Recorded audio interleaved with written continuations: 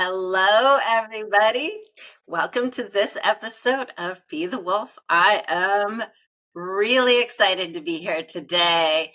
There's been a lot of stuff that's been going on in my life, but I'm here to share with you a story about intuition. You know that thing when everybody's like, no, don't do it, you're crazy, what are you thinking? But you do it anyway. And I know every one of you have had one of those experiences, at least one. But when it's about uprooting everything and changing your whole life, it's not so easy. I'm here today with Jenn Peterson. She is I will let her tell you about what it is that she does. Oh, Jenn, take it away. hi. Thank you so much for having me here. I'm Jenn T. Peterson, and I am an intuitive coach with horses and a shamanic Reiki master teacher. And I do this work at Rising Star Horse Rescue in Wilton, Connecticut. And it's my honor to be partnering with horses to help my clients build clarity and confidence and courage so that they can be wildly successful in their lives and in their businesses. Awesome. So now we all have a reason.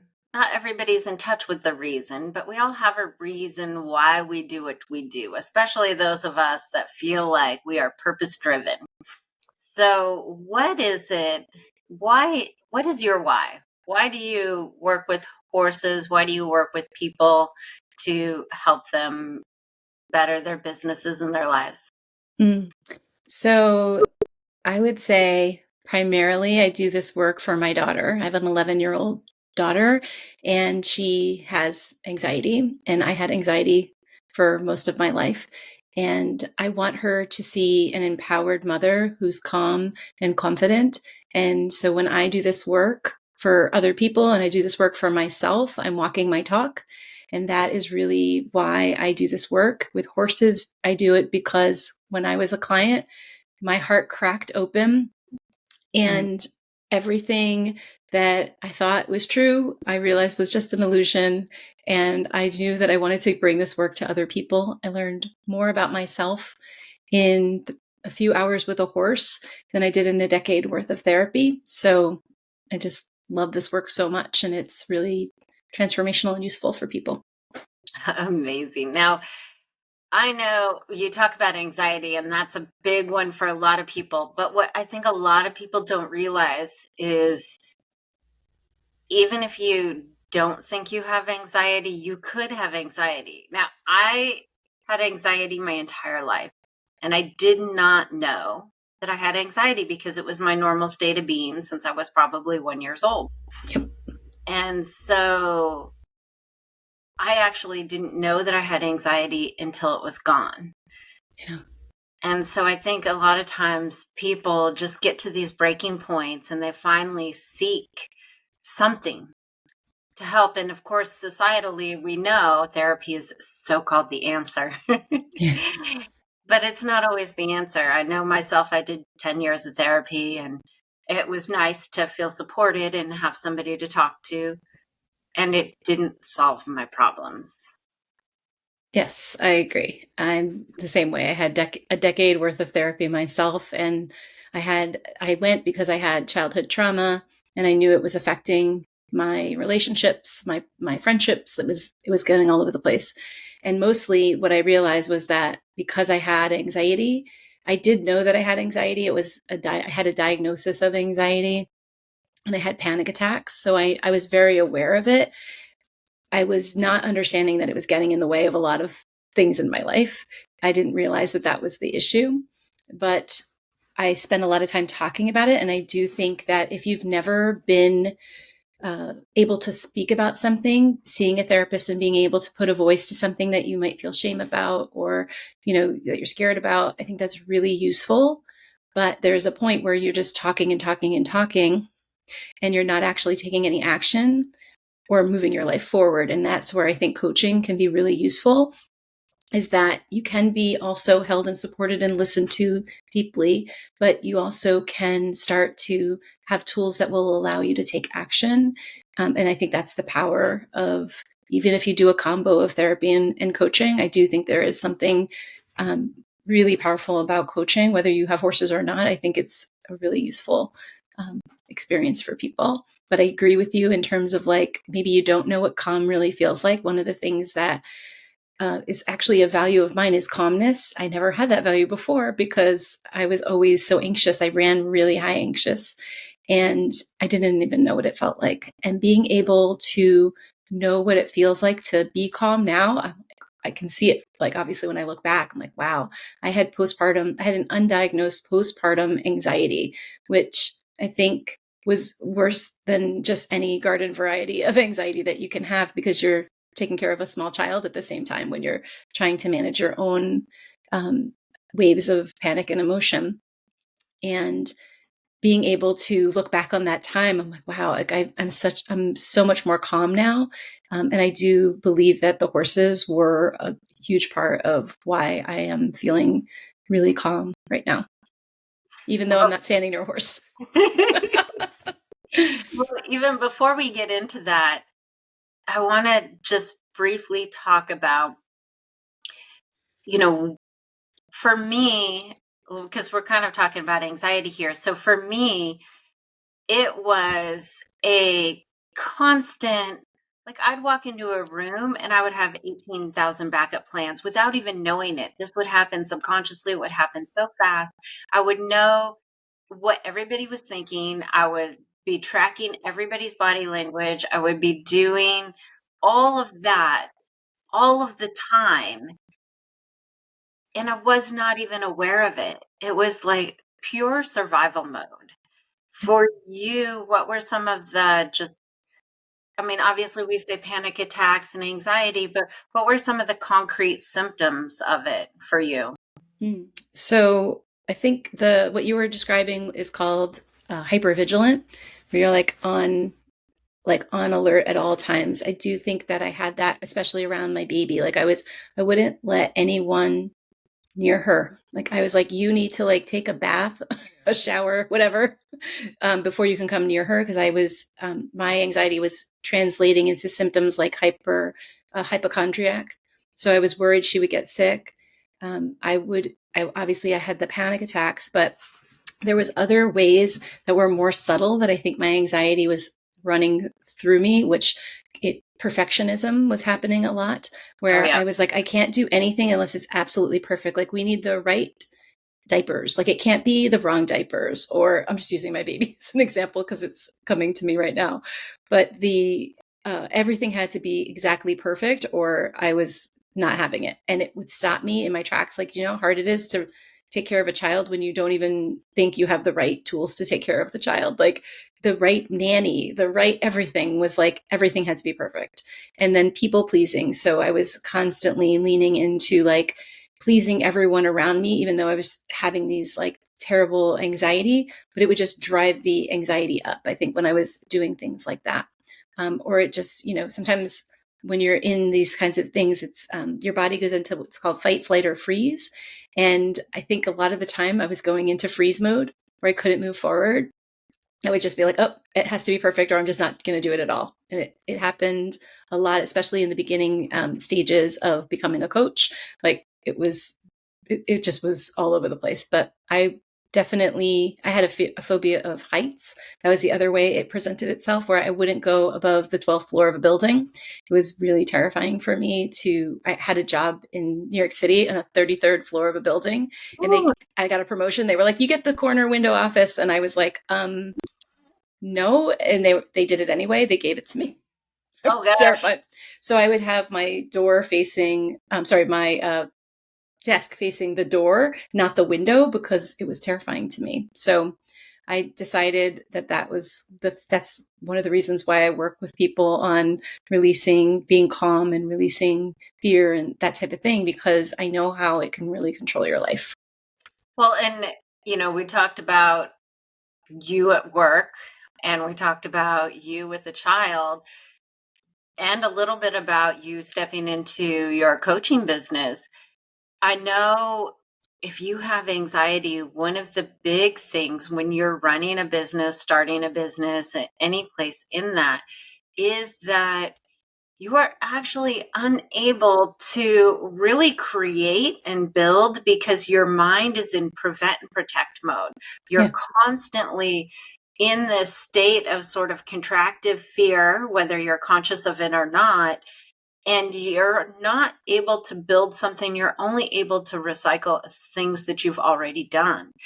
And if you are a business owner and you're in a stuck place, you know that you've got to step outside the box to create something new.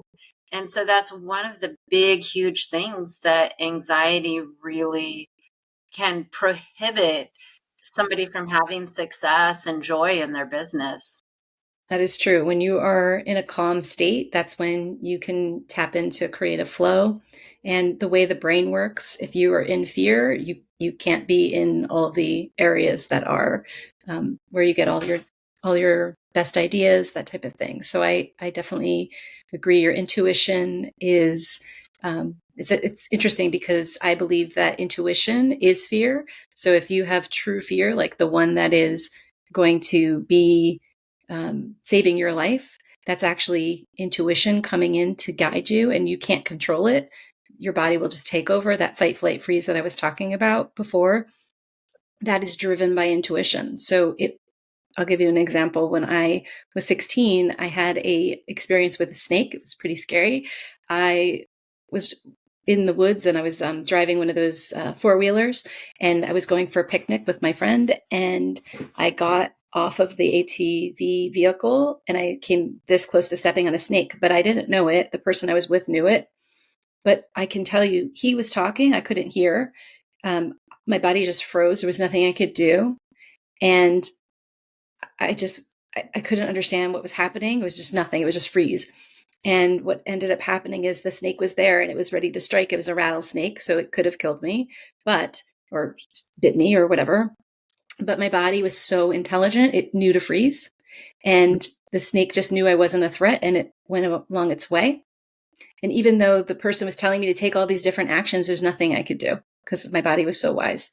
And so it had a choice. My body had a choice to fight, flight, or freeze. If I had fought that snake, who do you think is going to win? If I had run away from the snake, not so much. The snakes are faster. They can jump and go very fast.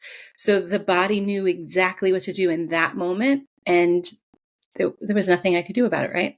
So I just think it's really beautiful to understand that fear is intuition. But then there's also fear that I would call false fear. That's the one where we try to control everything and we try to resist it. Actually, we're always trying to resist fear, but we actually are in fear anyway.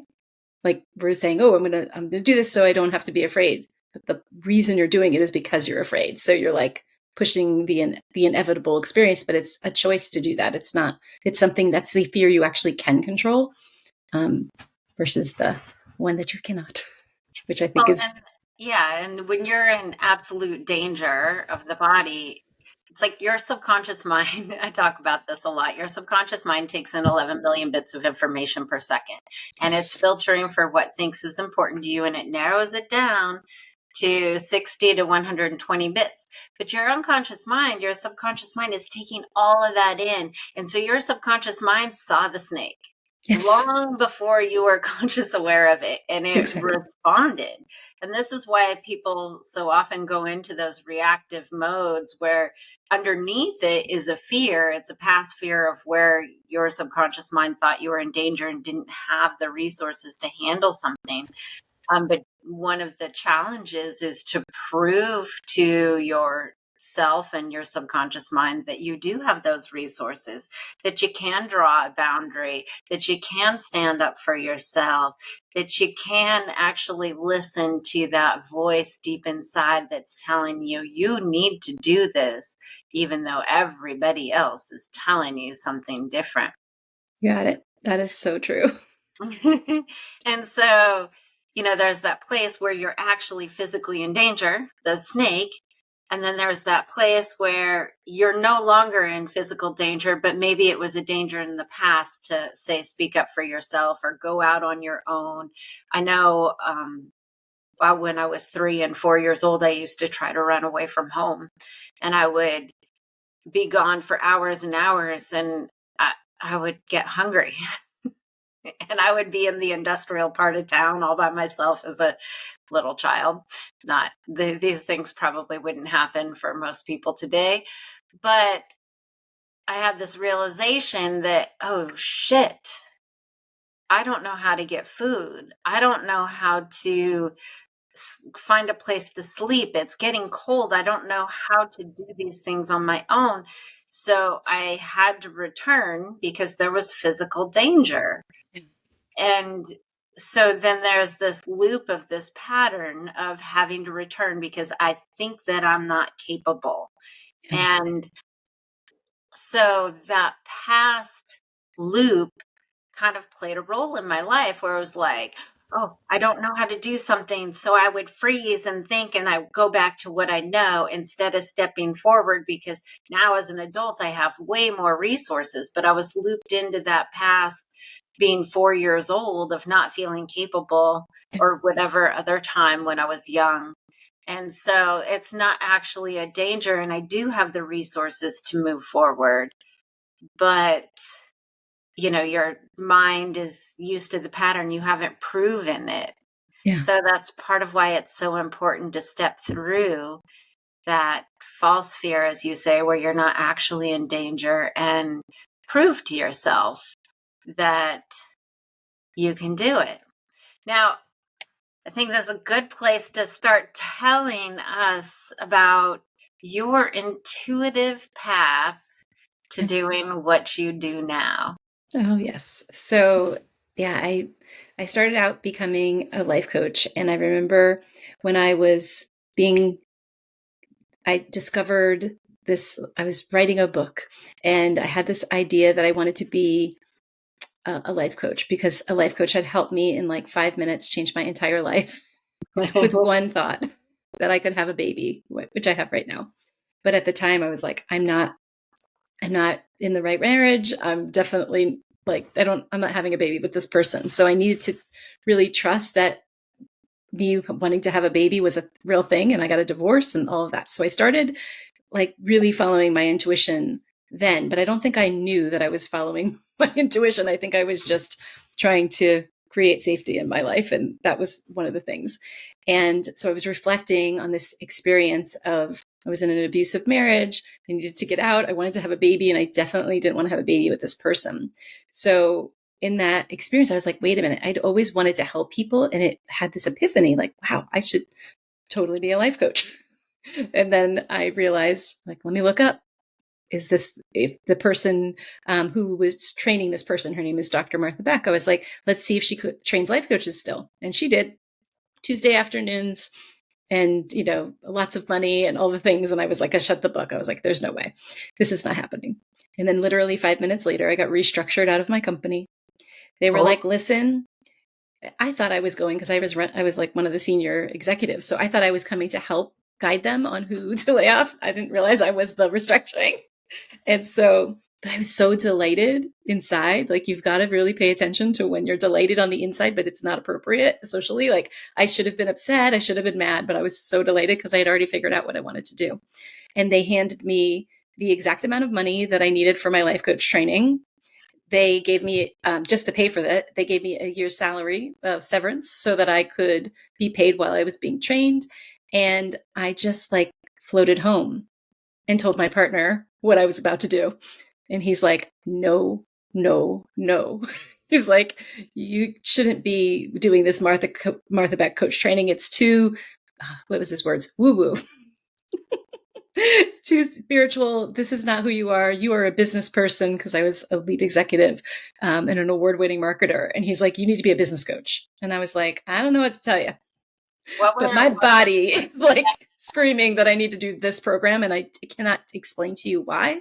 I gotta just do it. And he refused. He was like, no, no, no, go explore all these things. Like, he gave me, I don't know, 4 different programs that would help me get to be a coach inside a company. And I Was just, I'm so curious. Did he share what his fears were? yes, he said he thought that that was not who I was, Mm, because who I was presenting, remember, I'm a person who's got tons of anxiety. right. I don't have my shit together. I'm terrified to go to the 12th floor of the building. How am I going to be telling people? How could I possibly be a life coach? Like, in his mind, he was like, this is not who you are. You're not a life coach, Jen. You're a business coach. You, like, you sell billions of products to millions of people. Like, this is what you're supposed to be doing. And I was like, I don't understand why. I can't explain it to you, but I can tell you that my physical body, I can't stop myself. Like, it was like I was compelled to do this particular thing. And I looked at other spiritual coaching programs, and I just knew, I had this knowing that this was the one. And I didn't listen to him, which, you know, that didn't go so well. It was very, very difficult to make a case, to explain my path, and to, because it didn't make any sense at all, like not one bit of sense. But I had this knowing that this is the one. And I thought, okay, well, before I go and do this, I'm going to take a program with this woman, or I'm going to read her book, or I'm going to do something to, like, and so I started taking a program and reading a book. And the two biggest things that were plaguing me, one was that I was sexually abused as a child, but my father, who sexually abused me, was still in my life. And I had a little girl at this time. Mhm. And I knew that that was like a problem that I needed solving. And I took a program with Martha Beck, and I got coached on that problem. And it was like changed my life again. Another like 15 minutes, I'm solved. I was able, and not because Martha said the right thing, was because I was ready to take that action and make the change in my life. And it was really powerful. And the other thing was, I was reading her book, and number one, I found out that she had a similar story. So obviously there's a reason I'm trusting my intuition to be with someone who has a very similar story to me. And that in and of itself was healing, just to know I wasn't alone.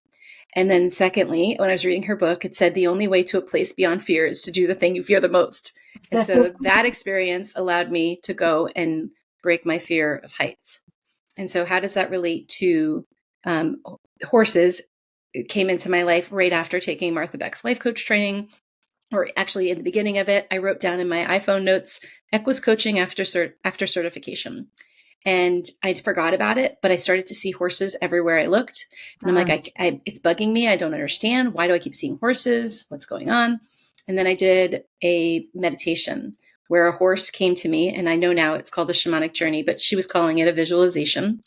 And a horse came to me. The horse was, I could tell the horse was female. And I started to hear the word Oldenburg, which I didn't know what the heck that meant, but it was an odd word. So I was like, okay, I'll just make a note of that. And I knew that the horse was female. And she gave me a brass ring in a slate box. And I was like, okay, that's weird. I don't know what this is about, but horses are following me. Something's going on here. What did my Dr. Doolittle? I don't understand why this is happening.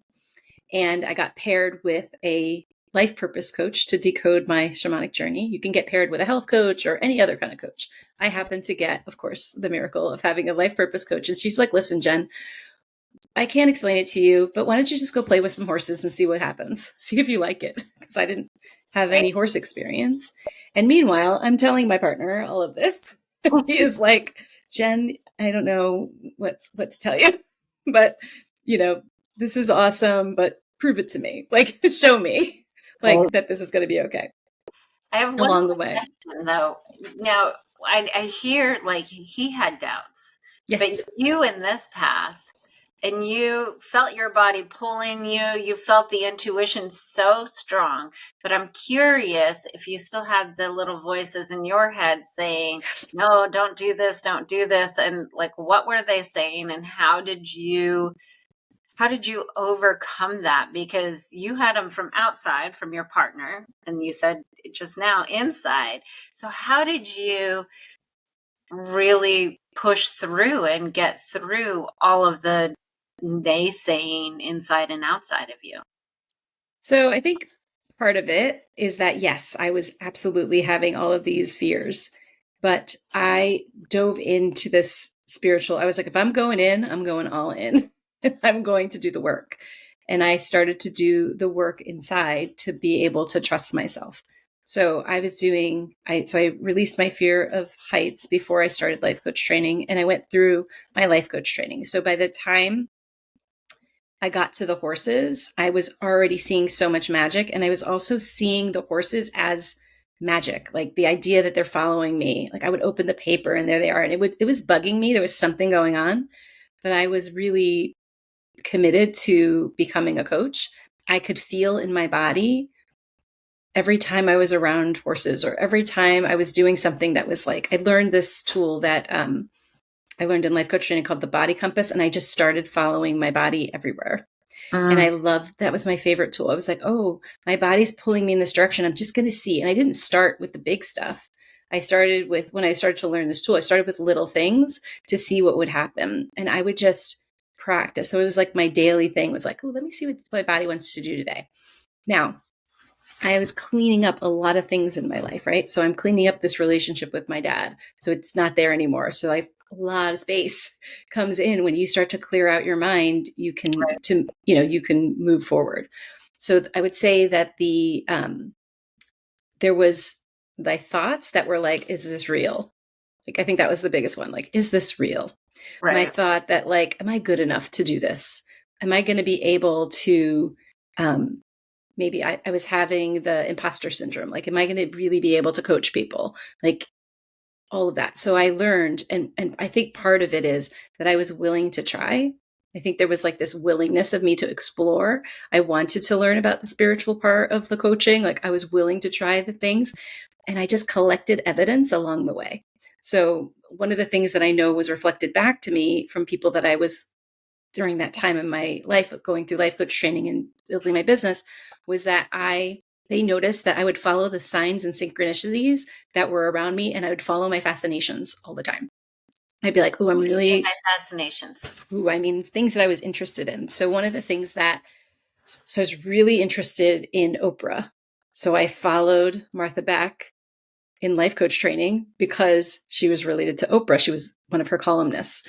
I worked with Martha Beck also in my business. I didn't talk about that, but I knew her work a little bit, and I felt like every time I did what she said, something magical happened. So I was like, okay, so that was like, gave me that little bit of evidence, gave me the trust that I could like keep moving forward. Being able to, have a partner that's telling me no. When I was tapping into the body, when I was using the body compass, the evidence or the physical sensations that were coming off my body were so strong. It was almost impossible to say no to it. And I'll tell you why. When I was not following my intuition, my body was suffering. I was in anxiety. Had irritable bowel syndrome. I had acid reflux. I had like physical, actual ailments in my body. And the more I leaned in and trusted my intuition and moved towards the things that my body was guiding me towards, the better my body felt, the lower my anxiety got. Like it was almost like the body was giving me the answer to everything. And so being able to say to my partner, hey, I know that you don't believe in this, but have you noticed how calm I am? I know you don't believe in this, but like, I know you don't believe in this, but can you just maybe come with me to the horse farm? And like, I just want to show you something. Like, and I would like give him these little crumbs of evidence and show him things. And he wasn't very excited to be around horses. He didn't even like them. So we could have a whole podcast on that one, but it didn't matter because it was what's right for me. It didn't have to be right for him. It was like, this is my journey, and all of the things that I've done to trust my intuition, even when I didn't want to see the things that the intuition was showing me. So on my very first day at Access Equestrian, which is where I decided to volunteer to be around horses, I opened the barn doors, and there was a horse that looked exactly like the horse from my meditation from life coach training. And I was like, okay, all horses must look alike. This is weird. And I didn't know anyone, so I wasn't going to tell them that I thought that was a coincidence. And a few months later, after I had been there for probably about 3 months, I was learning about how horses have markings that are like human fingerprints. No two horses have the same fingerprints, even if they're twins. And this particular horse had a very unique star, and snip is what it's called, but there were markings on her face. And she was an Oldenburg mare. And I was like, okay, now that I've known these people for a few months, I'm going to tell them. And I told the person who owned her, I was like, I think Audrey called me here. And it turned out she's like, oh, yeah, I totally believe that, because this horse was just so magical. And I think it's really beautiful so going back to like collecting the evidence of like, this is the right path. This is the right path. I just used that and collected that as part of my my journey. So there was certain things that obviously we're talking about horses, and it worked out amazing for me because I followed my intuition, and it was really beautiful. Like it was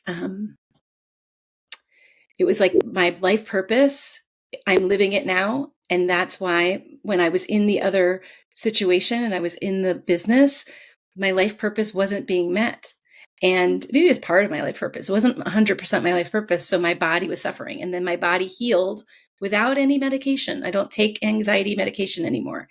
But being able to go through this huge personal development that I went through, and being able to be a coach, wanting to be a coach who walked her talk. So I don't just tell you what to do. I do the things. Like I will try everything because I love doing things.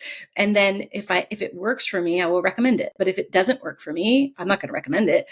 But I'm never going to tell someone, oh my gosh, you should totally journal every day. You should go do that. Right? If I'm not journaling every day, I'm not saying to journal every day, but like just as an example of something that I don't do that, like, because I think that is very inauthentic. And I know that sometimes people are like, oh, that's a really good idea. You should do that. It'll work for you. But if I haven't tried it, it's not coming out of my mouth. Yeah. That I think the idea of being able to embody what was happening and letting my body show me the evidence is probably one of the biggest reasons why I was able to trust. And I always tell people that that's like the number one thing is if you can be really aware of what's going on in your body, it's going to give you everything. I mean, we have physical bodies here for a reason, more than just to live and breathe. It's also to help guide us through our existence. So Yeah. I hope that's helpful. Yeah, I mean, I know for me, one of the tools I use, and it's, we'll talk about, I'm going to ask you more about the body compass later, but one of the tools that I use is the outcome of this going to feel expansive in my body or contractive? And by outcome, I don't necessarily mean tomorrow. I mean a week from now, a month from now. Yeah. Because sometimes you've got to step through something uncomfortable to get to that expansive outcome. And so for me, it's like, is it shrinking me or is it expanding me? Beautiful. That's my simple like way to think about decision making sometimes, and what I'm going to do. Now, I hear one of the things that I really hear in this is that, and I think this happens for a lot of people when they're at a place, sort of a breaking point or a transition point where they know something's changing with or without their consent. Yes. Life does that sometimes. So you're at this transition point, and people are more open during that time than any other time because it's chaos.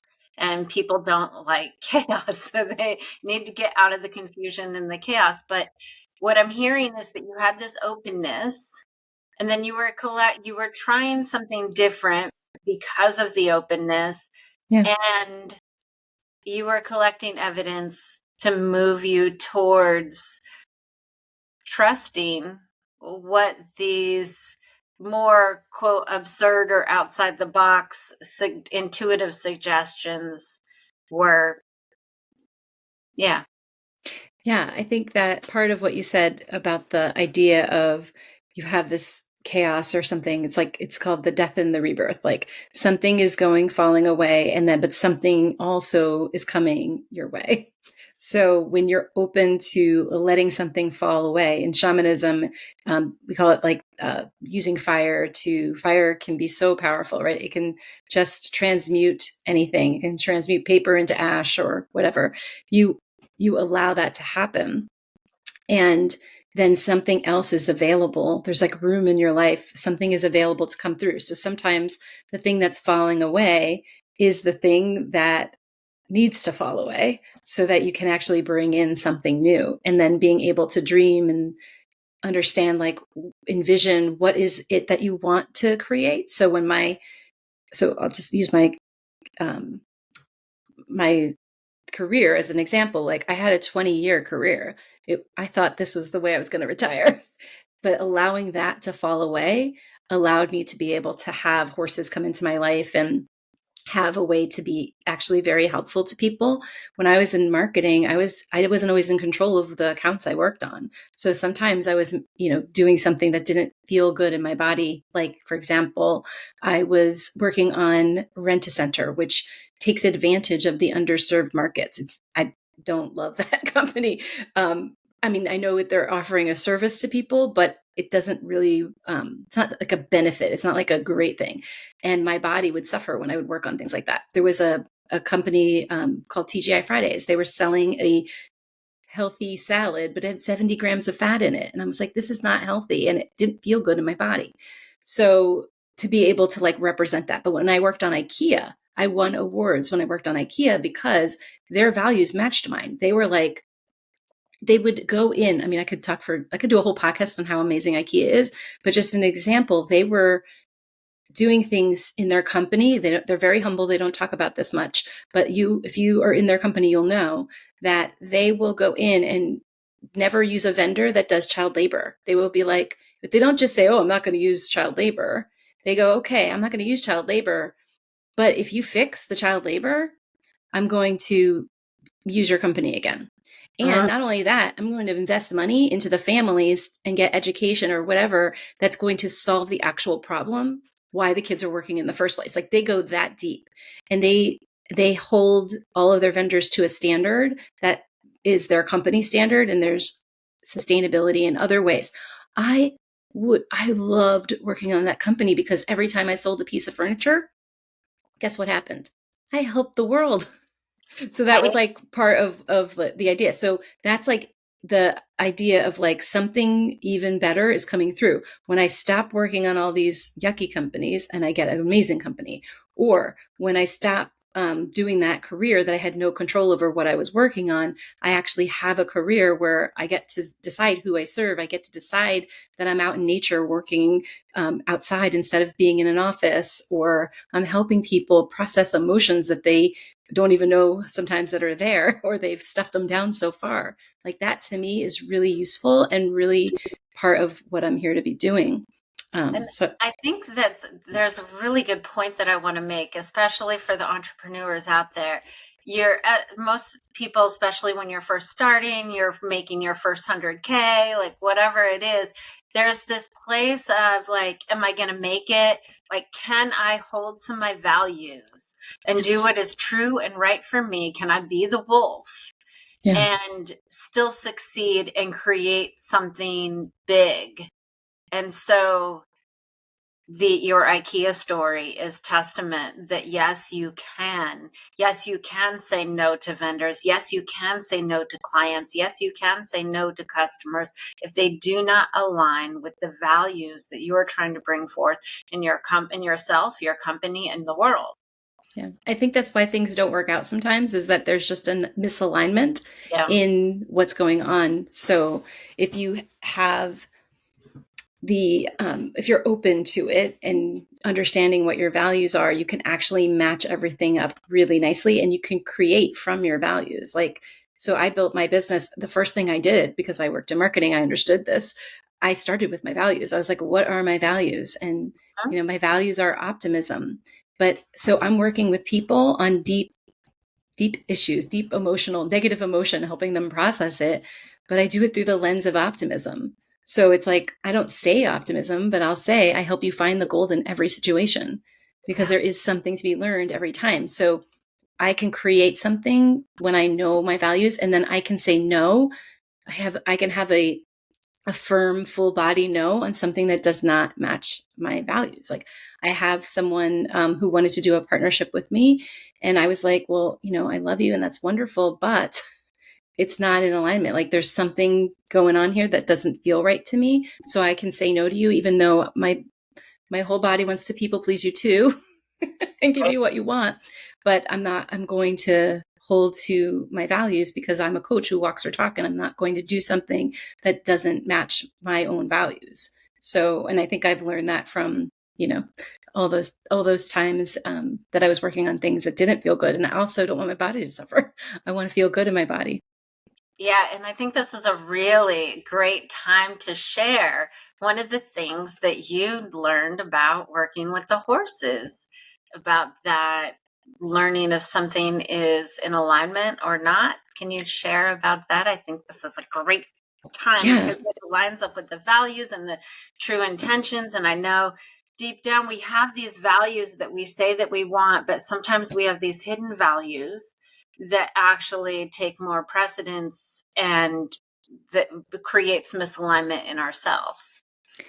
Yeah. So, I mean, the one that's coming to mind right now is I remember when I was about to get certified for Equus coaching, and I remember my entire life fell apart. Like my partner, I just wrote a book that was I was calling myself a relationship coach. I was like thinking I had all the things, and but I wasn't willing to look, and I was getting all the signals of intuition and I wasn't believing them. And I know I understand them now, but it was like in hindsight, I was like, oh my goodness, I had dreams. I had um, universe giving me messages, and I would not look at this particular experience because I didn't want to be separated from my partner because we shared a child together.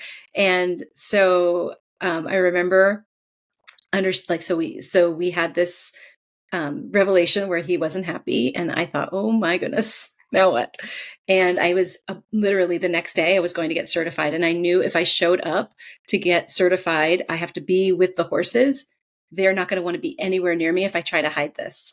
And so, as the universe always provides, it turned out that the clients that we needed to coach weren't coming until the afternoon. So we had the whole morning to work on ourselves. And I was like, I'm raising my hand for coaching because I need to see this. And what I noticed was that what came up for me was that I wasn't sharing all of the magic. As I mentioned before, he wasn't really into this and he didn't really understand. And so anytime something amazing would happen, I would call my girlfriends and be like, you won't believe what just happened. Or I would call my coach friends and we would talk about these amazing spiritual, amazing experiences I was having with horses and even just things that were going on in my daily life. And I wouldn't share them with him. Mm. And that's what came up was like, oh, I'm not even being authentic. And that is one of my values, is that I value authenticity, but I'm over here with this relationship not being authentic at all. I'm like hiding all of the things about me. And so the horse was showing me by standing completely next to me and supporting me while I cried my eyes out about how this whole thing fell apart. And it fell apart because it was meant to fall apart. It wasn't supposed to be this way. I'm supposed to be with someone that I could share everything with, including who I actually am. And just because when we started to be together, we weren't together anymore. When we were together, I didn't have all these experiences. I was a different person. And being able to get in touch with who I really was, and that I am a deeply spiritual human. I need to be with someone who is also deeply spiritual and likes this kind of thing, or even likes horses, as an example. Yeah. And so it was such an interesting experience for me to watch what the horse was doing while things were coming out of my mouth, and I could see, because then I knew, okay, when the horse is next to me, I'm telling the truth. When the horse doesn't want to be anywhere near me, I am being a predator in the wild, will hide its intention to feed on a herd, right? Because horses are prey animals. It's going to come up to socialize. So there's this like incongruence that happens. And that's why the work works so well, is that they are so highly attuned to the energies in what's called incongruency and congruency. So when you're being honest with yourself, they will show you with their body language. And when you are lying to yourself, they will show you with their body language. And that's how, and you get to decide once you see the truth, what you want to do about that. Right. There's always free will. The horses can show you all the things and you get to choose. So I think that's one of the most beautiful, heartbreaking examples of like really loving someone and understanding that they really aren't right for you, wanting your family to be together, but really understanding that is not necessarily the right thing to be doing, and allowing someone to go, if they're unhappy, to go because they need to go. And they needed to go create their own happiness. And I think that to me is a beautiful way to follow intuition, because I know that everybody's going to get what they wanted when they're following the path. Like, I'm getting what I need. I'm getting what I want. I'm learning so much about what I want because I'm not the same person that I was before. So I hope that's helpful to see it from that angle as well. Yeah. So one of the things, what you said is like if a predator is coming up on a herd of horses and they come up trying to be nice, we've all done this. We put on that face, hello, hi. But inside we're like, oh, you are so whatever. It's so true. So the horse can read that. And that is a big part of Yeah, how you work with people, is to sort of help people get in touch with their true authenticity of what's really true and right for them, because a lot of times we're lying to ourselves and we can't see what's underneath what the excuses or the stories that we're telling ourselves. exactly. I would say the essence of it is really understanding who you truly are, what you really want, and going out and having the courage to go and achieve it and create it. If it's never been created before, we create it. If it's something that needs to be fixed, we fix it. If it's something that needs to be moved away from and let go of, we let go of it. And those things are not easy things to do, but they're so worth it. When you clean up the relationships that are in your life that are not fueling you, you will have way more energy. Your body will feel better. There's like so many really amazing evidences. And sometimes sometimes I can't even see what's ahead for someone. Like, I can see sometimes, most of the time I can see like what they want to create. But what is fun is the side benefits that come from it. And I've noticed like people will come to me to release fear on something, and then all of a sudden their intimacy with their husband becomes incredible. And they're Yeah. like, what just happened? And I'm like, because all the fear that you're feeling translates into the bedroom. We don't have to necessarily coach on that. We Right. can coach on that. I have coached on that. But like, I think it's really interesting how It's all you're really, working on your business or you're working on something else. And then all of a sudden all that, um, you're more willing to be vulnerable in the bedroom, and then everything improves. It's like low libido all of a sudden isn't there anymore, because sometimes low libido is emotional. It's not physical. right. But the emotions sort of get in the way of the physical. So I think there's so many benefits and applications to doing personal development, and just doing it with the horses, a lot Yeah. of fun. So how does somebody get in touch with, but before you give us all the goods and all the details, I want to give some tips after that. So people listen, hang on, listen. Okay. Jenn, can you tell us how somebody can get in touch with you, how they can work with you, if you've got something to offer?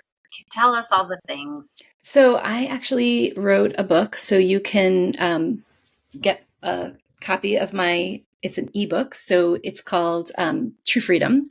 And I think it's really useful, and it goes a little deeper into my story about becoming a coach in that relationship situation. And that is at jenntpeterson.com, true-freedom-ebook. And if you want to do the work with me, I do this virtually, and I also do this in person at the horse farm. And you can book a consult with me if you go to my website at jenntpeterson.com.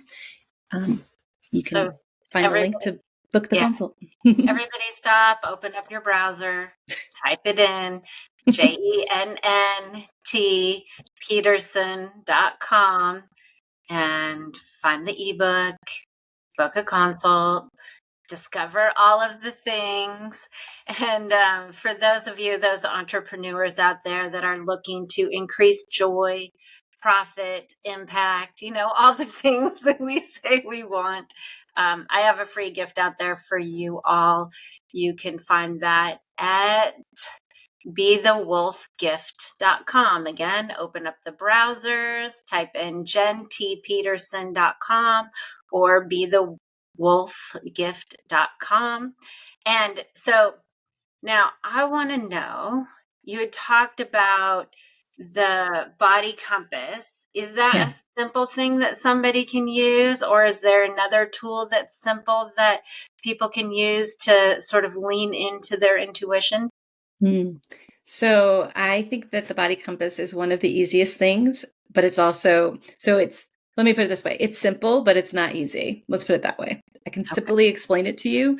Can you tap into your body and feel your emotions? That's, I think, another question. Some people Right. are really super sensitive and they can really feel in their bodies. And some people need a little more access to connect their minds and their bodies together. But I can teach you really quickly how to do this.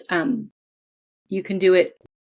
There's ranges. You can do it really simply, or you could go really deep and like really learn it. So sometimes I have people take a quiz so that they can like really get to their yes, because they know all the things that will like fuel their yes, and they can feel it so intensely, their yes, that it's really good. And then the same thing with the no. And we don't stay in the no very long because it doesn't really feel good. But you can, give you a couple of questions and then you can really feel what it feels like. But right now, if you just wanted to like call to mind a time in your life that really, really sucked, or maybe there was like a boss you didn't like, or maybe there was like a place you just really don't like going, like the dentist, or I don't know, something like that. For me, I can just remember I had a boss that was not very kind, and he would just like always undermine me, that type of thing. So when I think of him, I can definitely get to that like negative sensations. And you just feel in your body, like, what physical sensations do I have? And so for me, I'm getting like a constriction in my chest. And it feels like you were saying before, like that this way. It's like Right. contracting me in not a very kind way. Like I don't like to feel that way. And I can even look at my face. My face gets a little tense. My shoulders get tense. So you're just like feeling for those physical sensations where it doesn't feel good. And then the idea is that whenever you come across a situation where your mind might be telling you something, but your body is like screaming, no, thank you. That is when you know to say no. That's the way you can learn to trust the body. You can be like, oh, and you can do this. You don't have to do it with big things like, your mother-in-law or something like that. You could just do it with, I want to eat today this Oreo cookie or this apple. I don't know, just giving you Right. two extremes. You think your mind's like, I want that cookie, right? But I Right. guarantee you, your body doesn't want the cookie. Your body probably wants the apple because it's so wise and it knows what it needs. So you can use this tool even to eat. You can use this tool to have aligned relationships. And the same thing happens for the yes. It's like you've got to really feel into like, what's the most thing that you love? Like, so for me, I might think about my daughter, or I might think about a horse as right now. Like I'll think about Rising Star Horse Rescue, which I think is the heaven on earth. It is the most magical place in the universe. I love it. So I'll think about that place, and I'll think about how kind everyone is. And I'll think about the fact that they are helping, 42 horses. They save them every year, different horses, and they adopt them out and they follow them for the rest of their lives and all the good that comes. And when I think about that, I get very, very happy. I get very up, like my chest. You can see I don't know if you can see my shoulders are more relaxed, but my posture is a little better. I'm feeling more expansive. I have a smile on my face. I get that zhuzh and that glow and all of that. That is my full body yes, right? And when I come across things in my life that give me the full body yes, of course I must say yes. And then you've got to trust that that is the answer. And That's that the is that's why we have coaches to help us say yes to the yes, help us say no to the no, and and sort of clean up all the mind drama that comes along the way. Okay. And what I love about that tool is that if you follow it, and Martha Beck taught me this tool, which is amazing. When you follow that tool, you can literally create your own life, because I believe one of my coaching philosophies is that what you are wanting is also wanting you. And when you believe that, everything is possible. 100%. I think that's a great place to wrap up. Beautiful. Oh, thank you so much, Jenn, for sharing your wisdom, your intuition, your heart, your spirit, all of the things. And for all of you out there, just remember, when you operate from who you truly are, you evolve humanity. Thanks, everybody. Thank you. Bye.